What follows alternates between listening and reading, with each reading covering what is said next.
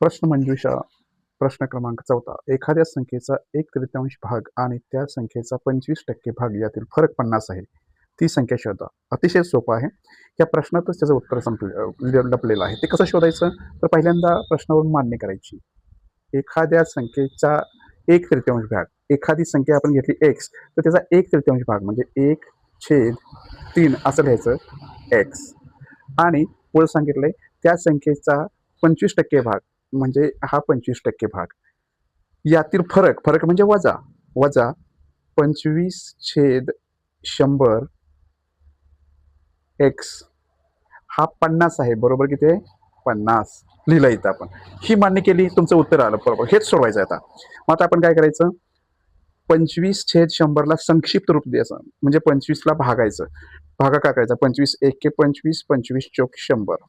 आता इथं 1/3 आलं x वजा 1/4 आलं x बरोबर आलं 50.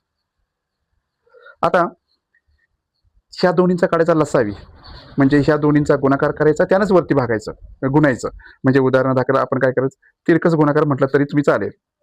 ह्या 4नं 1ला गुणा, ह्या 3नं ह्या 1ला गुणा आणि ह्यांचा दोन्हींचा गुणाकार करून खाली लिहा.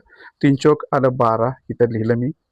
आता 4नं 1ला गुणलं तर येतं 4 आणि 3नं 1ला गुणलं तर येतं 3. इथं राहिलं x बरोबर 50.